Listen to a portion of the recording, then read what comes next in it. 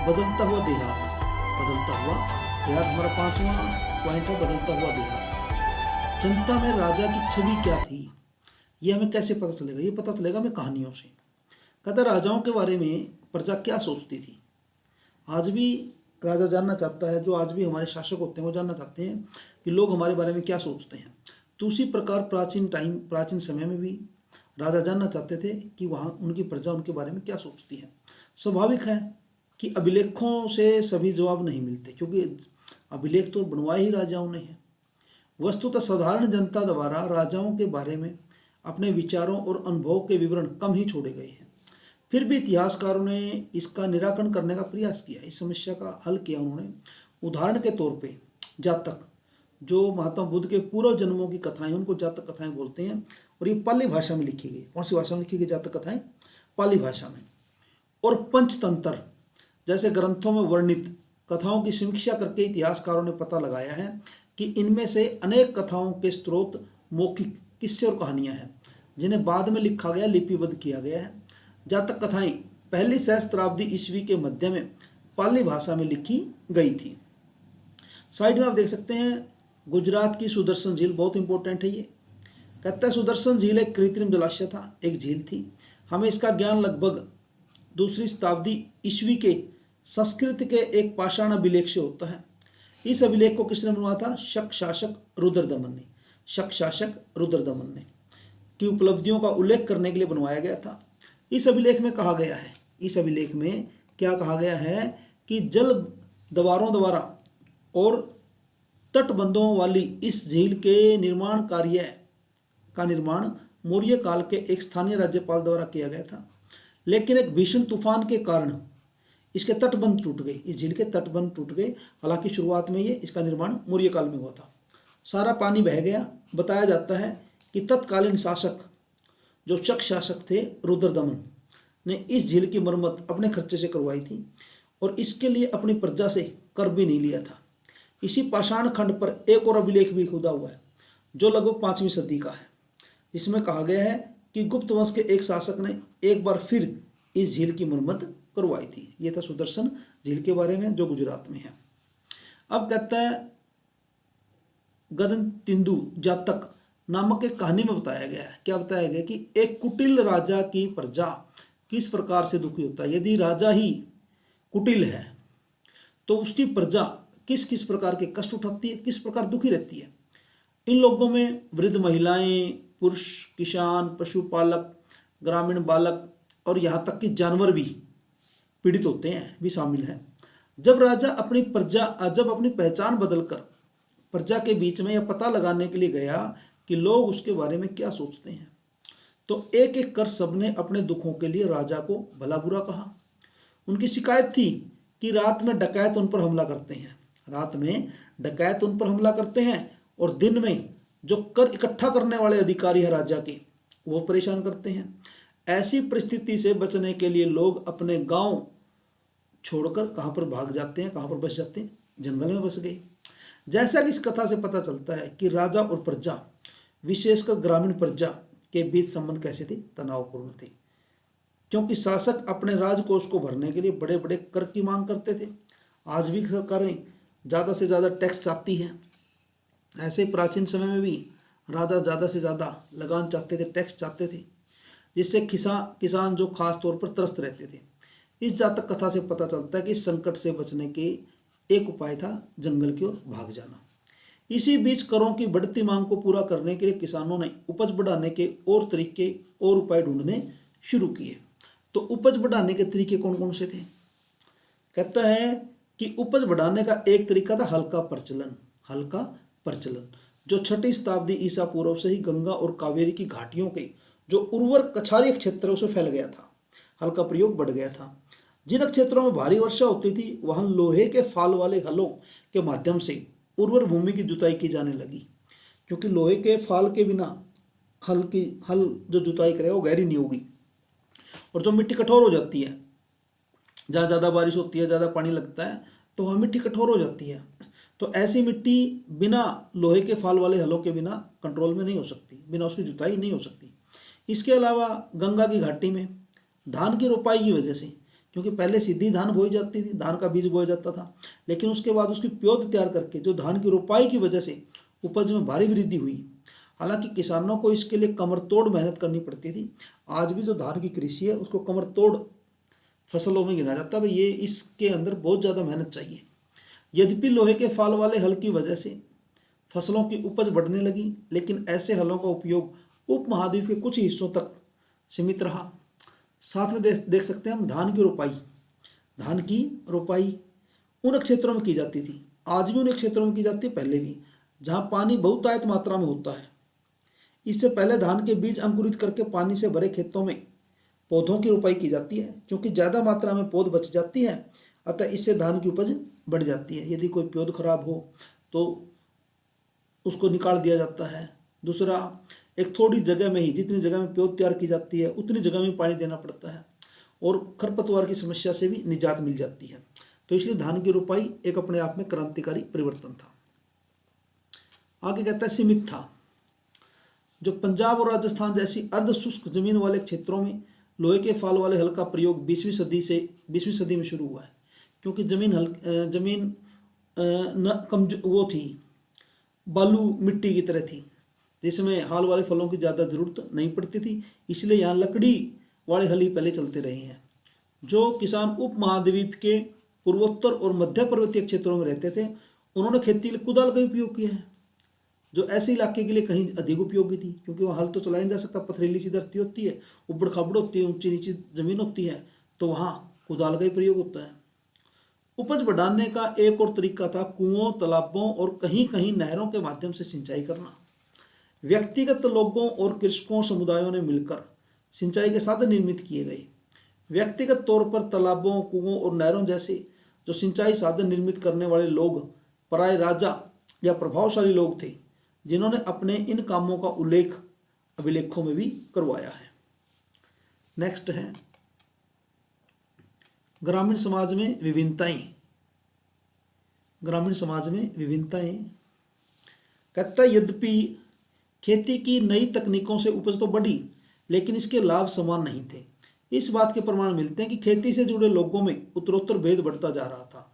कहानियों में, विशेषकर बौद्ध कथाओं से भूमिहीन खेतीहर श्रमिकों, छोटे किसानों और बड़े बड़े जमींदारों का उल्लेख मिलता है। पाली भाषा में गहपति का प्रयोग छोटे किसानों और जमींदारों के लिए किया जाता था, और बड़े बड़े जमींदारों और ग्राम प्रधान जो थे वो शक्तिशाली माने जाते थे, जो प्राय किसानों पर नियंत्रण रखते थे। ग्राम प्रधान का पद, जो गांव का मुखिया का पद था, वो प्राय वंशानुगत होता था। आरंभिक तमिल संगम साहित्य, जो तमिल भाषा में लिखा गया, साउथ के जो चोल चेर पांड्या है, तमिलकम जो प्रदेश है, वहाँ में गांव में रहने वाले विभिन्न वर्गों के लोगों का उल्लेख है। जैसे वेलालर क्या बोलेंगे, बड़े जमींदारों को, हलवाहा को क्या बोलेंगे, उलवर, और दास को बोलेंगे अणिमई। यह संभव है कि वर्गों की यह विभिन्नता भूमि के स्वामित्व, श्रम और नई प्रौद्योगिकी के उपयोग पर आधारित हो। आज भी, पहले भी ऐसे था। जो भूमि के स्वामित्व होते हैं, जिसके पास जमीन ज़्यादा होती है, श्रम के ऊपर जिनका नियंत्रण है, और साथ में नई प्रौद्योगिकी का जो उपयोग करते हैं, तो वहाँ पर ये विभिन्नता आम कायम रहती है, विभिन्नता विद्यमान रहती है। ऐसी परिस्थिति में भूमि का स्वामित्व महत्वपूर्ण हो गया, जिसकी चर्चा प्राय विधि ग्रंथों में की जाती थी। साइड में हम देख लेते हैं कि मनुस्मृति आरंभिक भारत का एक प्रसिद्ध विधि ग्रंथ है, विधि कानून का ग्रंथ है। इसे संस्कृत भाषा में 2री शताब्दी ईसा पूर्व से 2री शताब्दी ईस्वी के बीच लिखा गया था। तो मनुस्मृति भारत का सबसे प्रसिद्ध विधि ग्रंथ है, सबसे प्राचीन विधि ग्रंथ है, संस्कृत भाषा में लिखा गया है। टाइम पीरियड रहेगा 2री शताब्दी ईसा पूर्व से 2री शताब्दी ईस्वी। इस ग्रंथ में राजा को क्या सलाह दी गई है, देखिए। चूंकि सीमाओं की अनभिज्ञता के कारण विश्व में बार बार विवाद पैदा होते हैं, आज भी होते हैं, पहले भी होते थे, इसलिए उसे सीमाओं की पहचान के लिए गुप्त निशान जमीन में गाड़ कर रखने चाहिए। ऐसी चीज़ें उसे जमीन में गाड़ कर रखनी चाहिए जो समय के साथ नष्ट ना हो। जिसमें क्या क्या बता रखा है उसने, जैसे कि पत्थर। आज भी आप जमीन की जगह देखोगे, जगह जगह जमीन के अंदर सरकार के द्वारा पत्थर गाड़े गए हैं, ताकि एक परमानेंट एक निशान रहे, एक मार्क रहे कि यहाँ से जब भी आप जमीन की नपाई करते हैं गाँव में, खेतों में, कहीं भी, तो उन पत्थरों से लिया जाता है। तो हड्डियाँ, गाय के बाल, भूसी, राख, खपटे, गाय के सूखे गोबर, ईंट, कोयला, कंकड़ और रेत, इस टाइप की चीज़ें दबा देनी चाहिए, ताकि लंबे समय के बाद जब भी सीमा से विवाद हो कोई, तो उसको निकाल के देखा जा सके कि वास्तव में सीमा कहाँ है। उसे सीमाओं पर इसी प्रकार के और तत्व भूमि में छुपा कर गाड़ने चाहिए जो समय के साथ नष्ट ना हो। तो ये हमें ज्ञान मिलता है, ये मिलता है मनु स्मृति से। गृहपति, गृहपति घर का मुखिया होता था। घर में रहने वाली महिलाओं, बच्चों, नौकरों, दासों पर नियंत्रण रखता था। घर से जुड़े भूमि, जानवर और अन्य सभी वस्तुओं का मालिक होता था। कभी कभी इस शब्द का प्रयोग नगरों में रहने वाले जो संभ्रांत व्यक्ति है, अमीर जो व्यक्ति, धनी जो व्यक्ति है, और व्यापारियों के लिए भी होता था। अब नया जो हमारा पॉइंट आ रहा है वो आ रहा है भूमिदान और नए संभ्रांत ग्रामीण। संभ्रांत का मतलब अमीर, धनी लोग, ग्रामीण। कहता ईस्वी की आरंभिक शताब्दियों से ही भूमिदान के प्रमाण मिलते हैं। इनमें से कई का उल्लेख अभिलेखों में मिलता है। इनमें से कुछ अभिलेख पत्थरों पर लिखे गए थे, लेकिन अधिकांश ताम्र पत्रों पर, तांबे की प्लेटों पर खुदे होते थे, जिन्हें संभवतः उन लोगों को प्रमाण के रूप में दिया जाता था जो भूमि दान लेते थे। भूमि दान के जो प्रमाण मिले हैं वह साधारण तौर पर धार्मिक संस्थाओं या ब्राह्मणों को दिए गए थे। किसको दिए गए थे भूमिदान? धार्मिक संस्थाओं को या ब्राह्मणों को। और अधिकांश अभिलेख संस्कृत में हैं। विशेषकर 7वीं शताब्दी के बाद के अभिलेखों के कुछ अंश संस्कृत में है, कुछ तमिल और तेलुगु जैसी स्थानीय भाषाओं में है। आइए एक ऐसे अभिलेख पर ध्यान से विचार करें। कौन सा? कहता है प्रभावती गुप्त। चंद्रगुप्त द्वितीय की बेटी थी प्रभावती गुप्त। आरंभिक भारत के सबसे महत्वपूर्ण शासक चंद्रगुप्त द्वितीय, समय रहेगा 375 से 415 ईस्वी की पुत्री थी, चंद्रगुप्त द्वितीय की बेटी थी। उसका विवाह दक्कन पठार के वाकाटक परिवार में हुआ था, जो एक महत्वपूर्ण शासक वंश था। संस्कृत धर्मशास्त्रों के अनुसार महिलाओं को भूमि जैसी संपत्ति पर स्वतंत्र अधिकार नहीं था, लेकिन एक अभिलेख से पता चलता है कि प्रभावती गुप्त भूमि की स्वामी थी और उसने दान भी दिया था। इसका यह कारण भी हो सकता है क्योंकि वह एक रानी थी। आरंभिक भारतीय इतिहास की ज्ञात कुछ रानियों में से एक थी, इसलिए उनका यह उदाहरण एक विरला ही रहा हो। यह भी संभव है कि धर्मशास्त्रों को हर स्थान पर समान रूप से लागू नहीं किया जाता हो। सीधी सी बात है, ये तो निश्चित है कि प्रभावती गुप्त जमीन की स्वामी थी, क्योंकि दान वही व्यक्ति कर सकता है जो उसका स्वामी होता है। जो स्वामी नहीं है, जिसके पास स्वामित्व वाला अधिकार नहीं है, वो व्यक्ति दान भी दे सकता है उस चीज़ का। अभिलेख से हमें ग्रामीण प्रजा का ही पता चलता है। इनमें ब्राह्मण है, किसान है, अन्य प्रकार के वर्ग शामिल थे जो शासकों या उनके प्रतिनिधियों को कई प्रकार की वस्तुएं प्रदान करते थे। अभिलेख के अनुसार इन लोगों को गांव के नए प्रधान की आज्ञाओं का पालन करना पड़ता था। संभवतः अपने भुगतान उसे ही देने पड़ते थे। इस प्रकार भूमिदान अभिलेख देश के कई हिस्सों में प्राप्त हुए हैं। जो भूमि के दान के जो अभिलेख हैं वो देश के कई हिस्सों से प्राप्त हुए हैं।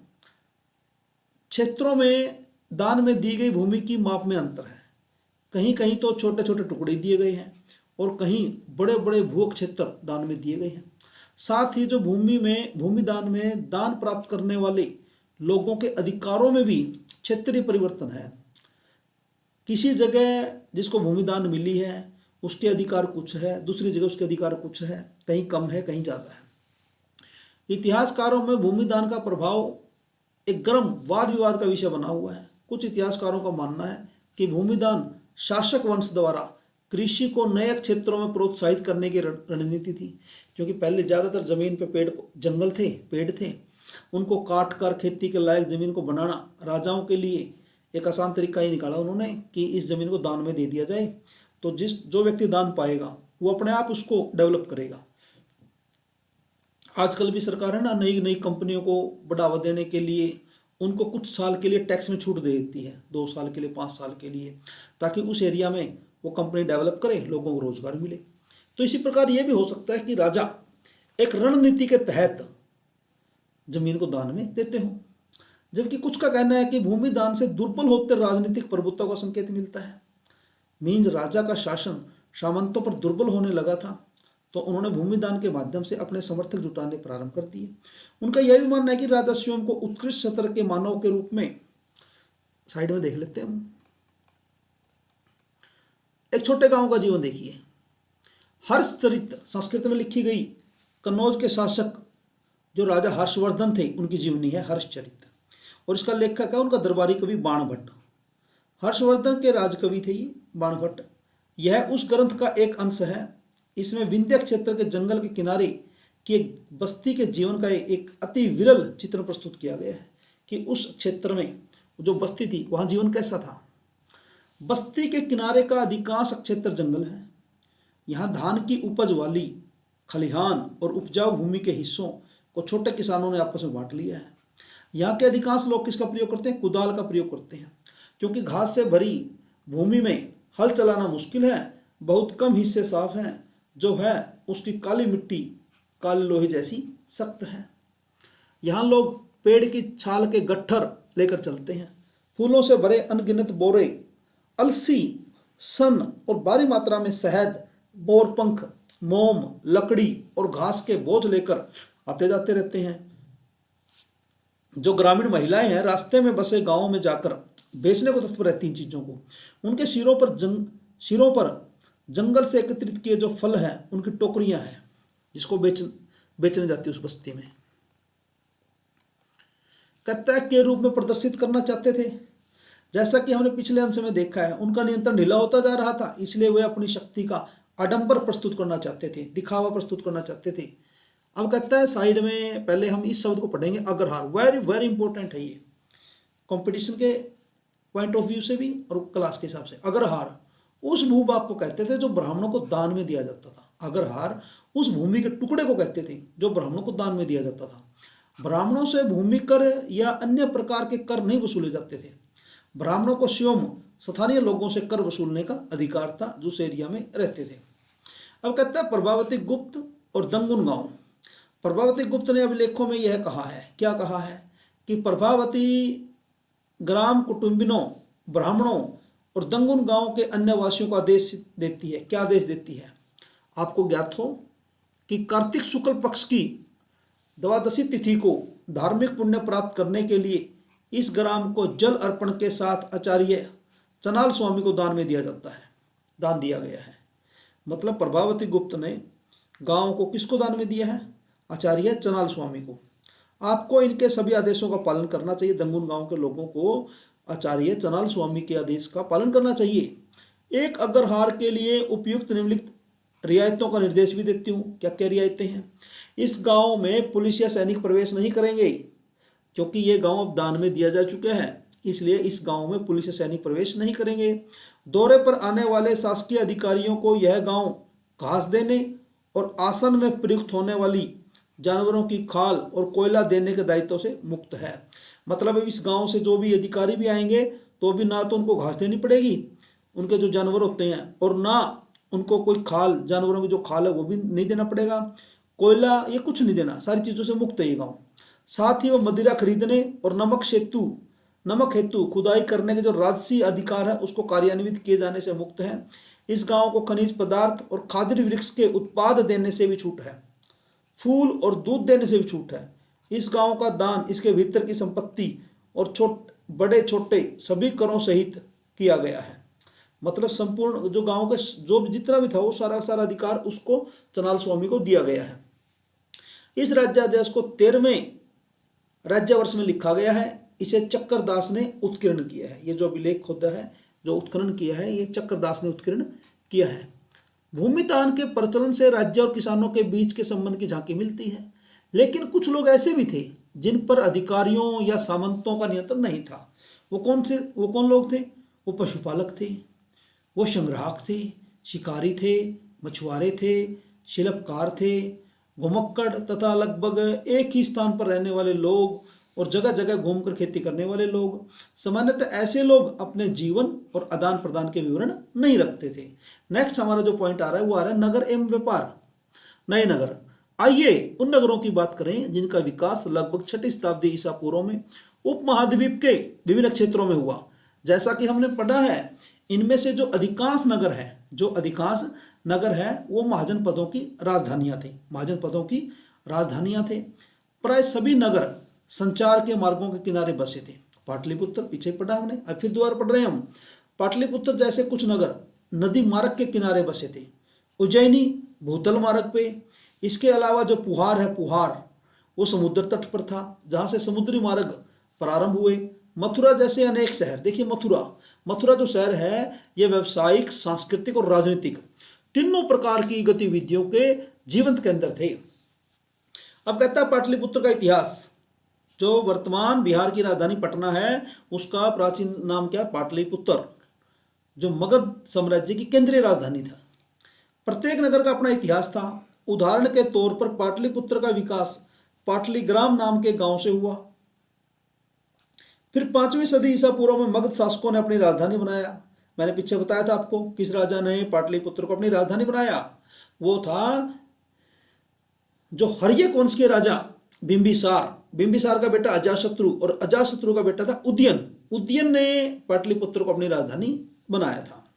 तो अपनी राजधानी राजघाट से हटाकर इसे बस्ती में लाने का निर्णय किया और इसका नाम बदल दिया। 4वीं शताब्दी ईसा पूर्व तक आते आते यह मौर्य साम्राज्य की राजधानी और एशिया के सबसे बड़े नगरों में से एक बन गया। बाद में इसका महत्व कम हो गया। जब चीनी यात्री ह्वेनसांग या स्वेनसांग लगभग 7वीं सदी में यहाँ आया था तो इसे यह नगर मीन्स पाटलिपुत्र खंडर में बदला मिला और उस समय यहाँ की जनसंख्या भी काफी कम थी। तो देखिए नगरीय जनसंख्या, सम्भ्रांत वर्ग और शिल्पकार। हमने पढ़ा कि शासक वर्ग और राजा किलेबंद नगरों में रहते थे। जो शासक वर्ग था या राजा था वो किलेबंद नगरों में रहते थे। यद्यपि इनमें से अधिकांश स्थलों पर व्यापक रूप से खुदाई करना संभव नहीं है क्योंकि आज भी इन क्षेत्रों में लोग रहते हैं। यह हड़प्पा शहरों से भिन्न है, लेकिन फिर भी यहाँ से विभिन्न प्रकार के पुरावशेष प्राप्त होते हैं। इनमें से उत्कृष्ट श्रेणी के मिट्टी के कटोरे, थालियां मिलती है जिन पर चमकदार कलई का मतलब लेप चढ़ा हुआ है। इन्हें उत्तरी कृष्ण मार्जित पात्र NBPW कहा जाता है। Northern black polished where NBPW या उत्तरी कृष्ण मार्जित पात्र कहा जाता है। संभवतः इनका उपयोग अमीर लोग किया करते होंगे। साथ ही सोने, चांदी, कांसे, तांबे, हाथी दांत, शीशे जैसे तरह तरह के पदार्थों के बने गहने, उपकरण, हथियार, बर्तन, शीप और पक्की मिट्टी मिली है। द्वितीय शताब्दी ईसा पूर्व आते आते हम कई नगरों में छोटे दानात्मक अभिलेख प्राप्त होते हैं।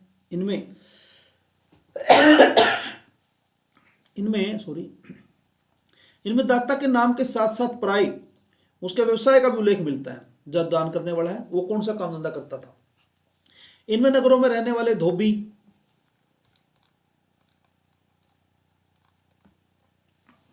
बुनकर, लिपिक, बढ़ई, कुम्हार, स्वर्णकार, लोहकार, अधिकारी, धार्मिक गुरु, व्यापारी, राजाओं के बारे में विवरण लिखे होते हैं। कभी कभी उत्पादकों और व्यापारियों के संघ का भी उल्लेख मिलता है कि जो काम करने वाले थे, जो उत्पादक थे, जो प्रोडक्शन करने वाले थे, व्यापारी थे, उनके संघ का भी उल्लेख मिलता है जिन्हें क्या कहा जाता था? श्रेणी। ये श्रेणियां संभवतः सबसे पहले कच्चे माल को खरीदती थी, फिर उनसे तैयार माल कर बाजार में बेच देती थी।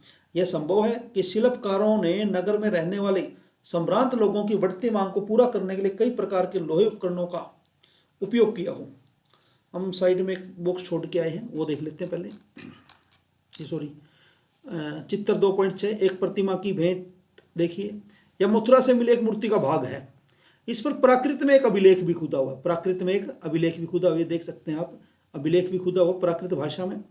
इसमें कहा गया है कि एक स्वर्णकार धर्मक की पत्नी, नाम था उसका नागपिया, जो सोने का काम करने वाला था। एक स्वर्णकार धर्मक की पत्नी थी, नाम था नागपिया, ने इसे एक धार्मिक स्थल में स्थापित किया था। और ये कुछ महत्वपूर्ण राज्य और नगर हैं। तक्षशिला देख सकते हैं आप, मथुरा, कनौज, उज्जैनी, भरूकच्छ, शोपारा, पैठन, विदिशा, कौशाम्बी, वाराणसी, श्रावस्ती, वैशाली, पाटलिपुत्र, राजगीर, महास्थान, चंद्रकेतुगढ़, शिशुपालगढ़, धान्यकटक और कोडुमनाल, पुहार, ये देख सकते हैं आप। कहता है उपमहाद्वीप और उसके बाहर का व्यापार। 6वीं शताब्दी ईसा पूर्व से ही उपमहाद्वीप में नदी मार्गों और भूमार्गों का मानव जाल बिछ गया था। 6वीं शताब्दी ईसा पूर्व की बात कर रहा है, जब जिसको हम क्रांतिकारी काल मान रहे हैं, और कई दिशाओं में फैल गया था। मध्य एशिया और उससे भी आगे तक भूमार्ग थे। समुद्र तट पर बने कई बंदरगाहों से, साइड में देख लीजिए आप, दानात्मक अभिलेखों में धार्मिक संस्थाओं को दिए गए दान का विवरण होता है। इसलिए इसको क्या बोलते हैं? दान से रिलेटेड अभिलेख है तो दानात्मक अभिलेख बोलते हैं। कहता जल मार्ग अरब सागर से होते हुए उत्तरी अफ्रीका, पश्चिमी एशिया तक फैल गया। बंगाल की खाड़ी में से यह मार्ग चीन, दक्षिणी पूर्व एशिया तक फैल गया था। शासकों ने प्राय इन मार्गों पर नियंत्रण करने की कोशिश की। नेचुरल सी बात है भाई, जिसके नियंत्रण में, जिस राजा के नियंत्रण में जितने ज़्यादा राजमार्ग होंगे, जितने ज़्यादा क्षेत्र होंगे, और खास करके वहाँ से जहाँ से व्यापारी लोग गुजरते हैं तो बहुत टैक्स मिलता था। संभवतः वे इन मार्गों पर व्यापारियों की सुरक्षा के बदले उनसे धन लेते थे। इन मार्गों पर चलने वाले व्यापारियों में पैदल, फेरी लगाने वाले व्यापारी, बैलगाड़ी, घोड़े खच्चरों जैसे जानवरों के दल के साथ चलने वाले व्यापारी होते थे। साथ ही समुद्री मार्ग से भी लोग यात्रा करते थे, जो खतरनाक तो था लेकिन बहुत लाभदायक भी होती थी। तमिल भाषा में मस्तुवन और प्राकृत में सतवाहा और शेट्टी के नाम से प्रसिद्ध बड़े जो सफल व्यापारी है, बड़े धनी हो जाते थे। नमक, अनाज, कपड़ा, धातु, उनसे निर्मित उत्पाद, पत्थर, लकड़ी, जड़ी बूटी जैसे अनेक प्रकार के सामान एक स्थान से दूसरे स्थान तक पहुंचाए जाते थे। रोमन साम्राज्य में काली मिर्च, मसालों और कपड़ों व जड़ी बूटियों की भारी मांग थी।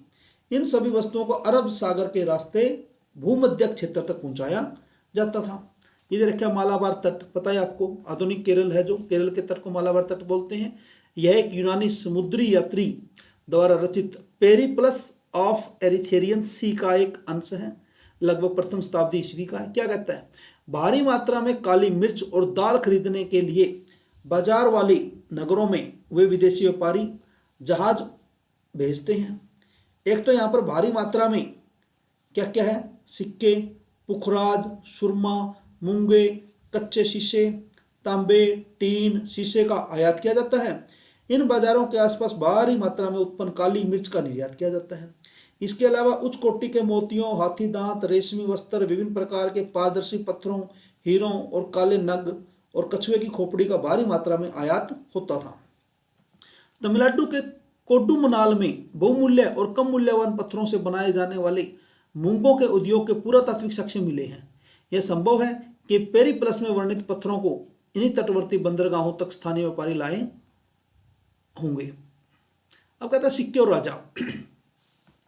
व्यापार के लिए सिक्के के प्रचलन से विनिमय कुछ हद तक आसान हो गया। ये उन्हीं क्रांतिकारी परिवर्तनों में से हैं जो 6ठी शताब्दी ईसा पूर्व में, क्योंकि पता आपको भारत में सबसे पहले आहत सिक्के चले थे, जिनको ठप्पा मार के बनाया जाता, आहत करके बनाया जाता था, इसलिए इनका नाम हो गया आहत सिक्के, और इंग्लिश में पंच मार्केट कॉइन्स। कहता है चांदी और तांबे के आहत सिक्के लगभग 6ठी शताब्दी ईसा पूर्व में सबसे पहले ढाले गए, प्रयोग में लाई गई। पूरे उपमहाद्वीप में खुदाई के दौरान इस प्रकार के सिक्के मिले हैं। मुद्रा शास्त्री जो सिक्कों का अध्ययन करते हैं, मुद्रा शास्त्रियों ने इनका और अन्य सिक्कों का अध्ययन करके उनके वाणिज्यिक प्रयोग के संभावित क्षेत्रों का पता लगाया है। आहत सिक्के जो भारत के सबसे प्राचीन सिक्के हैं, आहत ठप्पा मार के बनाए जाते थे, इसलिए उनको आहत बोलते हैं। इंग्लिश में इसको पंच मार्केट कॉइन्स बोलते हैं। पर बने प्रतीकों को उन विशेष मौर्य वंश जैसे राजवंशों के प्रतीकों से मिलाकर पहचान करने की कोशिश की गई तो पता चला कि इन सिक्कों को राजाओं ने जारी किया था। यह भी संभव है कि व्यापारियों, धनपतियों, नागरिकों ने भी इस प्रकार के कुछ सिक्के जारी किए हों।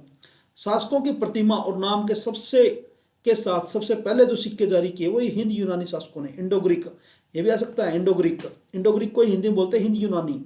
तो सबसे पहले हमें बताना चाहिए कि शासकों की जो प्रतिमा है, मतलब मूर्ति के साथ, फोटो के साथ और नाम के साथ जो सिक्के जारी किए थे वो किए थे हिंद यूनानी शासकों ने, जिन्होंने द्वितीय शताब्दी ईसा पूर्व में उपमहाद्वीप के उत्तर पश्चिमी क्षेत्र पर नियंत्रण स्थापित किया था।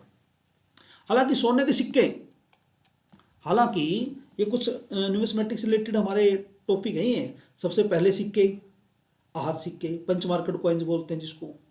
फिर सबसे पहले शासकों की प्रतिमा वाले नाम वाले सिक्के हिंद यूनानी शासकों ने। इसी प्रकार सोने के सिक्के बड़े पैमाने पर प्रथम शताब्दी ईस्वी में कुषाण राजाओं ने जारी किए थे। इनके आकार और वजन तत्कालीन रोमन सम्राटों और ईरान के जो पार्थियन शासक थे उनके द्वारा जारी सिक्कों के बिल्कुल समान थे। उत्तर और मध्य भारत के कई पुरास्थलों पर ऐसे सिक्के मिले हैं। सोने के सिक्कों के व्यापक प्रयोग के संकेत मिलता है कि बहुमूल्य वस्तुओं और भारी मात्रा में वस्तुओं का विनिमय किया जाता था। इसके अलावा दक्षिण भारत के अनेक पुरास्थलों से बड़ी संख्या में रोमन सिक्के मिले हैं, जिससे पता चलता है कि रोम के साथ हमारा व्यापार था। पेरिप्लस यूनानी भाषा का शब्द है जिसका अर्थ समुद्री यात्रा है, और एरिथेरियन यूनानी भाषा में लाल सागर को कहते हैं, जिनसे स्पष्ट है कि व्यापारिक तंत्र राजनीतिक सीमाओं से बंधा हुआ नहीं था, क्योंकि जो दक्षिण भारत रोमन साम्राज्य के अंतर्गत न होते हुए भी व्यापारिक दृष्टि से रोमन साम्राज्य से संबंधित था, क्योंकि वहां से काफी मात्रा में रोमन सिक्के मिले हैं, रोमन बस्ती भी मिली है। पंजाब और हरियाणा जैसे क्षेत्रों के योद्धा प्रथम शताब्दी ईस्वी कबायली गणराज्यों ने भी सिक्के जारी किए थे। पुराविदों को योद्धा शासकों द्वारा जारी तांबे के सिक्के हजारों की संख्या में मिले हैं, जिनसे योद्धाओं के व्यापार में रुचि और सहभागिता परिलक्षित होती है। देख लीजिए, मुद्रा शास्त्र न्यूमिस्मेटिक्स सिक्कों का अध्ययन है। इसके साथ ही उन पर पाए जाने वाले चित्र, लिपि आदि तथा उनकी धातुओं का विश्लेषण और जिन संदर्भों में इन सिक्कों को पाया गया है उनका अध्ययन भी क्या कहलाता है, मुद्रा शास्त्र के अंतर्गत आता है। इसको बोलते हैं, सिक्कों के अध्ययन को बोलते हैं मुद्रा शास्त्र। सोने के सबसे भव्य सिक्कों में से कुछ गुप्त शासकों ने जारी किए। हालांकि सबसे पहले सोने के सिक्के जारी किए कुषाण शासकों ने। इसके आरंभिक सिक्कों में प्रयुक्त सोना अति उत्तम था। इन सिक्कों के माध्यम से दूर देशों से व्यापार विनिमय करने में आसानी होती थी, जिससे शासकों को भी लाभ होता था। 6ठी शताब्दी ईस्वी से सोने के सिक्के मिलने कम हो गई। क्या इससे यह संकेत मिलता है कि उस काल में कुछ आर्थिक संकट पैदा हो गया था? इतिहासकारों में इसे लेकर मतभेद है। कुछ का कहना है कि रोमन साम्राज्य के पतन के बाद दूरवर्ती व्यापार में कमी आई, जिससे उन राज्यों, समुदायों, क्षेत्रों की संपन्नता पर असर पड़ा जिन्हें दूरवर्ती व्यापार से लाभ मिलता था। अन्य का कहना है कि इस काल में नए नगरों और व्यापार के नवीन तंत्रों का उदय होने लगा था। उनका यह भी कहना है कि यद्यपि इस काल में सोने के सिक्कों का मिलना तो कम हो गया, लेकिन अभिलेखों और ग्रंथों में सिक्कों का उल्लेख होता रहा। क्या इसका अर्थ यह हो सकता है कि इसके सिक्के इसलिए कम मिलते हैं क्योंकि वो प्रचलन में थे और उनकी किसी ने संग्रह करके नहीं रखा था? अब कहते हैं मूल बातें। ये देखिए, आहत शब्द से स्पष्ट है कि इन सिक्कों पर प्रतीकों को आहत करके मतलब ठप्पा मार के बनाया गया। ये देख लीजिए, आहत सिक्के आप, ये योद्धा सिक्का है। कहता है मूल बातें। अभिलेखों का अर्थ कैसे निकाला जाता है? अभी तक हम अन्य बातों के अलावा अभिलेखों के अंशों के बारे में अध्ययन कर रहे थे, लेकिन इतिहासकारों को कैसे ज्ञात होता है कि अभिलेखों पर क्या लिखा है? अभिलेखों पर क्या लिखा है? ये गुप्त सिक्का है, गुप्त काल का सिक्का है, सोने का सिक्का है, देख सकते हैं आप।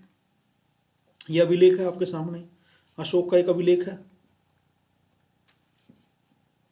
कहता ब्राह्मी लिपि का अध्ययन। आधुनिक भारतीय भाषाओं में प्रयुक्त लगभग सभी लिपियों का मूल ब्राह्मी लिपि है। ब्राह्मी लिपि का प्रयोग अशोक के अभिलेखों में किया गया है। 18वीं सदी से यूरोपीय विद्वानों ने भारतीय पंडितों की सहायता से जो आधुनिक बंगाली है देवनागरी लिपि में कई पांडुलिपियों का अध्ययन शुरू किया और इनके अक्षरों की प्राचीन अक्षरों के जो नमूने थे उनसे तुलना शुरू की। आरंभिक अभिलेखों का अध्ययन करने वाले विद्वानों ने कई बार यह अनुमान लगाया है कि संस्कृत में लिखे हैं, जबकि प्राचीनतम अभिलेख वस्तुतः प्राकृत भाषा में, प्राकृत जो आम जनता की भाषा होती थी। फिर कई दशकों बाद अभिलेख वैज्ञानिकों के अथक परिश्रम के बाद जो ईस्ट इंडिया कंपनी के अधिकारी थे जेम्स प्रिंसेप ने अशोककालीन ब्राह्मी लिपि का 1838 ईस्वी में अर्थ निकाल लिया। वेरी वेरी इंपॉर्टेंट है, कब निकाला? 1838 में। किसने निकाला? जेम्स प्रिंसेप ने। खरोष्टी लिपि कैसे पढ़ा गया? कहता है पश्चिमोत्तर के जो अभिलेख है, अभिलेखों में प्रयुक्त खरोष्टी लिपि के पढ़े जाने की कहानी अलग है। इस क्षेत्र में शासन करने वाले हिंद यूनानी राजाओं द्वारा बनवाए गए सिक्कों से जानकारी हासिल करने में आसानी हुई। इन सिक्कों में राजाओं के नाम यूनानी और खरोष्टी दोनों में लिखे हुए, यूनानी और खरोष्टी में। यूनानी भाषा पढ़ने वाले यूरोपीय विद्वानों ने अक्षरों का मेल किया। उदाहरण के तौर पर दोनों लिपियों में अपोलो डॉट्स का नाम लिखने में एक ही प्रतीक, मान लीजिए ए, प्रयुक्त किया गया है। क्योंकि प्रिंसेप ने खरोष्टी लिपि में लिखे अभिलेखों की भाषा की पहचान प्राकृत के रूप में की थी, इसलिए लंबे अभिलेखों को पढ़ना सरल हो गया। अब कहता है अभिलेखों से प्राप्त ऐतिहासिक साक्ष्य, जो अभिलेख होते हैं उनसे प्राप्त ऐतिहासिक साक्ष्य। इतिहासकारों एवं अभिलेख शास्त्रियों के काम करने के तरीकों का पता लगाने के लिए आइए अशोक के 2 अभिलेखों को ध्यान से पढ़ें। ध्यान देने योग्य बात यह है कि अभिलेख में शासक अशोक का नाम नहीं लिखा है, उसमें अशोक द्वारा अपनाई गई उपाधियों का प्रयोग किया गया, जैसे कि देवा नाम प्रिय मीन देवताओं का प्रिय, और प्रियदसी यानी देखने में सुंदर या मनोहर मुखाकृति वाला, तो ये दोनों उपाधियां अशोक की हैं। अशोक नाम अन्य अभिलेखों में मिलता है जिनमें उनकी उपाधियां भी लिखी मिली है। दोनों चीजें हो गई एक जगह, भाई अभिलेख में नाम भी आ गया, उपाधि भी हो गई। इन अभिलेखों का परीक्षण करने के बाद अभिलेख शास्त्रियों ने पता लगाया कि उनके विषय, शैली, भाषा और पुरालिपि विज्ञान सब में समानता है। अतः वे इस निष्कर्ष पर पहुंचे कि इन अभिलेखों को एक ही शासक ने बनवाया था जिसका नाम था अशोक। आपने यह भी देखा होगा कि अशोक ने अपने अभिलेखों में कहा है कि उनसे पहले के शासकों ने रिपोर्ट एकत्र करने की व्यवस्था नहीं की थी। यदि अशोक से पहले के उपमहाद्वीपीय इतिहास पर विचार करें तो क्या आपको लगता है कि अशोक का यह वक्तव्य सही है? साइड में हम देख लेते हैं राजा के आदेश। राजन देवानाम पियदसी ने क्या कहा है कि अतीत में मसलों को निपटाने और नियमित रूप से सूचना एकत्रित करने की व्यवस्थाएं नहीं थी, लेकिन मैंने क्या व्यवस्था की है, लोगों के समाचार हम तक प्रतिवेदक सदैव पहुंचाएं, चाहे मैं कहीं भी हूं, खाना खा रहा हूं, अंतपुर में महल में हो, विश्राम कक्ष में हो, गौशाले में हो, या फिर पालकी में मुझे ले जाया जा रहा हो अथवा वाटिका में हो, मैं लोगों के विषय का निराकरण हर स्थान पर करूंगा, हर सतल पर करूंगा। ये बात अशोक ने कही है। कहता है इतिहासकारों को बार बार अभिलेखों में लिखे कथनों का परीक्षण करना पड़ता है ताकि यह पता चल सके कि जो उनमें लिखा वह सत्य है, संभव है, या फिर कहीं अतिशयोक्तिपूर्ण तो नहीं है। क्या आपने ध्यान दिया है कि कुछ शब्द ब्रैकेट में लिखे हैं? अभिलेख शास्त्री अभिलेख शास्त्री होते हैं जो अभिलेखों का अध्ययन करते हैं, प्राय वाक्यों के अर्थ स्पष्ट करने के लिए ऐसा करते हैं। यह बड़े ध्यान से करना पड़ता है जिससे कि लेखक का मूल अर्थ बदल न जाए। इतिहासकारों को और भी परीक्षण करने पड़ते हैं। यदि राजा के आदेश यातायात मार्गों के किनारे और नगरों के पास प्राकृतिक पत्थरों पर उत्कीर्ण थे तो क्या वहां से आने जाने वाले लोग उन्हें पढ़ने के लिए उस स्थान पर रुकते थे? अधिकांश लोग प्राय उस जमाने में अनपढ़ थे, पढ़े लिखे नहीं थे। तो क्या पाटलिपुत्र में प्रयुक्त प्राकृत उपमहाद्वीप में सभी स्थानों पर लोग समझते थे? क्या राजा के आदेशों का पालन किया जाता था? इन प्रश्नों के उत्तर पाना सदैव आसान नहीं है। इनमें कुछ समस्याओं के प्रमाण हमें अशोक के अभिलेखों मिलते हैं जिनकी व्याख्या प्राय अशोक की वेदना के प्रतिबिंब के रूप में की जाती है, जो वेदना उसको कलिंग युद्ध के बाद हुई थी। साथ ही यह युद्ध के प्रति उनकी मनोवृत्ति में परिवर्तन को दर्शाता है, जैसा कि हम आगे पढ़ेंगे। यदि हम अभिलेख के शाब्दिक अर्थ के परे समझने का प्रयास करते हैं तो परिस्थिति और भी जटिल हो जाती है। यद्यपि अशोक के अभिलेख आधुनिक उड़ीसा से प्राप्त नहीं हुए हैं जो उसने जीता था, लेकिन उसकी वेदना को परिलक्षित करने वाला जो अभिलेख है वहां नहीं मिला उड़ीसा में। मीन्स यह अभिलेख उस क्षेत्र में उपलब्ध नहीं है जिस पर उसने विजय प्राप्त की थी। क्या हम इसका यह अर्थ लगाएं कि क्या राजा की नव विजय की वेदना उस क्षेत्र के लिए इतनी दर्दनाक थी कि राजा उस मुद्दे पर कुछ भी न कह न सका? अब आगे क्या कहता है कलिंग युद्ध के बारे में देख लीजिए। राजा की वेदना देखिए। कहता है जब देवानाम पियदसी ने अपने शासन के 8 वर्ष पूरे किए तो उन्होंने कलिंग जो आधुनिक तटवर्ती उड़ीसा उस पर विजय प्राप्त की। विजय तो प्राप्त कर ली, लेकिन इसमें क्या हुआ? 1.5 लाख पुरुषों को निष्कासित किया गया, 1 लाख मारे गए और इससे भी ज्यादा घायल हुए हैं। कलिंग पर शासन स्थापित करने के बाद देवानाम पिय धम्म के गहन अध्ययन, धम्म के स्नेह और धम्म के उपदेश में डूब गई, वेदना से भर गया। यही देवानाम पिय के लिए कलिंग की विजय का पश्चाताप है। देवानाम पिय के लिए बहुत वेदनादायी और निंदनीय है। जब कोई किसी राज्य पर विजय प्राप्त करता है तो पराजित राज्य का हनन होता है, वहां लोग मारे जाते हैं, निष्कासित किए जाते हैं। कहता है अभिलेख साक्ष्य की सीमा। अब आपको यह पता चल गया होगा कि अभिलेखों से प्राप्त जानकारी की भी सीमा होती है। कभी कभी इनकी तकनीकी सीमा होती है। अक्षरों को हल्के ढंग से उत्कीर्ण किया जाता है, कई बार हल्का हल्का मीठा मीठा अक्षर मिट जाता है बीच में से, जिन्हें पढ़ पाना मुश्किल होता है। साथ ही अभिलेख नष्ट भी हो सकते हैं, उनसे अक्षर विलुप्त हो जाते हैं। इसके अलावा अभिलेखों के शब्दों के वास्तविक अर्थ के बारे में पूर्ण रूप से ज्ञान हो पाना सदैव सरल नहीं होता, क्योंकि कुछ अर्थ किसी विशेष स्थान या समय से संबंधित होते हैं, प्रतीकात्मक होते हैं। यदि आप अभिलेख के शोध पत्रों को पढ़ें तो आप पाएंगे कि विद्वान इनके पढ़ने की वैकल्पिक विधियों पर चर्चा करते रहते हैं ताकि सही अर्थ उनके सामने आ सके। यद्यपि कई हजार अभिलेख प्राप्त हुए हैं, लेकिन सभी के अर्थ नहीं निकाले जा सके या प्रकाशित किए गए हैं या उनके अनुवाद किए गए हैं। इसके अतिरिक्त और अनेक अभिलेख रहे होंगे जो कालांतर में सुरक्षित नहीं बचे, नष्ट हो गए। इसलिए जो अभिलेख अभी उपलब्ध है वह संभवतः कुल अभिलेखों का अंश मात्र है, अंश मात्र। इसके अतिरिक्त एक और मौलिक समस्या है। यह जरूरी नहीं है कि जिसे आज हम राजनीतिक और आर्थिक रूप से महत्वपूर्ण मानते हैं उन्हें अभिलेखों में अंकित किया गया हो। उदाहरण के तौर पर खेती की दैनिक प्रक्रियाएं, रोजमर्रा की जिंदगी के सुख दुख का उल्लेख अभिलेखों में नहीं मिलता, क्योंकि प्राय अभिलेख बड़े और विशेष जो आयोजन होते थे, कोई अनुष्ठान होते थे या अवसरों पर उत्कीर्ण करते हैं। इसके अलावा अभिलेख हमेशा उन्हीं व्यक्तियों के विचार व्यक्त करते हैं जो उन्हें बनवाते हैं। इसलिए इन अभिलेखों में व्यक्त विचारों की समीक्षा अन्य विचारों के परिप्रेक्ष्य में करनी होगी, तुलना करनी होगी, कंपैरेटिवली स्टडी करनी होगी, ताकि अपने अतीत का बेहतर ज्ञान हो सके। मीन्स राजनीतिक और आर्थिक इतिहास का पूर्ण ज्ञान मात्र अभिलेख शास्त्र से नहीं मिलता। साथ ही इतिहासकार प्राय प्राचीन और अर्वाचीन दोनों प्रकार के प्रमाणों पर आशंका व्यक्त करते हैं। 19वीं सदी के आखिरी दशकों में 20वीं शताब्दी के प्रारंभ में इतिहासकार प्रमुख रूप से राजाओं के विषय में रुचि रखते थे। 20वीं सदी के मध्य से आर्थिक परिवर्तन, विभिन्न सामाजिक समुदायों के उदय के विषय में के जो विषय है वो महत्वपूर्ण बन गए, क्योंकि अब जैसे जैसे समय के साथ इतिहास का ट्रेंड बदल रहा है पढ़ने का। हाल के दशकों में ऐसे समुदायों के प्रति इतिहासकारों की रुचि बढ़ी है जो सामाजिक हाशिए पर रहे हैं, जो समाज की मुख्य धारा से अलग रहे हैं। इससे संभवतः प्राचीन स्रोतों पर पुनर्विचार किया जाएगा और विश्लेषण की नई विधियां विकसित होगी। धन्यवाद। जय हिंद, जय भारत।